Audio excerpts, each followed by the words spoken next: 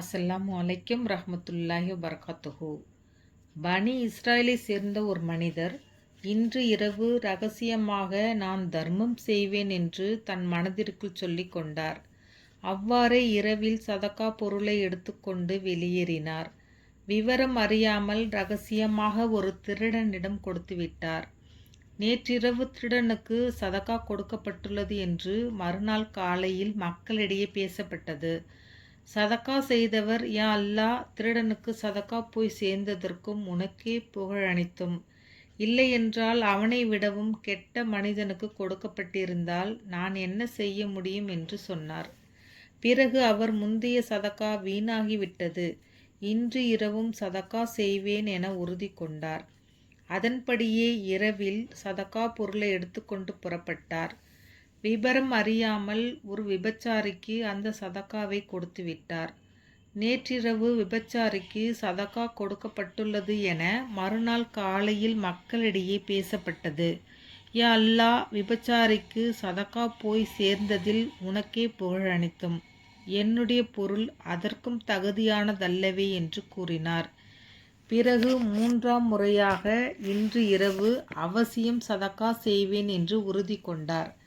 அவ்வாறே இரவில் சதகா பொருளை எடுத்துக்கொண்டு புறப்பட்டவர் அதை ஒரு பணக்காரனுடைய கையில் கொடுத்து விட்டார்.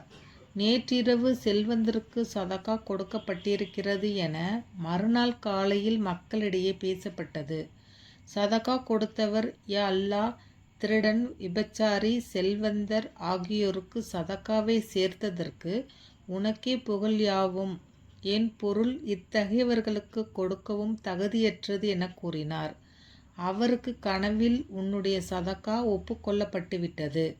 திருடனுக்கு உனது சதகாவை கொடுக்க வைத்ததின் காரணம் அவன் திருந்தி தௌபா செய்து திருட்டை விட்டுவிடலாம் என்பதற்காகவே. விபச்சாரிக்கு அவள் விபச்சாரத்தில் இருந்து தௌபா செய்து விடலாம். விபச்சாரம் செய்யாமலும் நமக்கு அல்லாஹு தாலா கொடுத்திருக்கிறான் என்பதை பார்த்து அவளுக்கு ரோசம் வரும் என்பதற்காக சதகாவை கொடுக்க வைக்கப்பட்டது.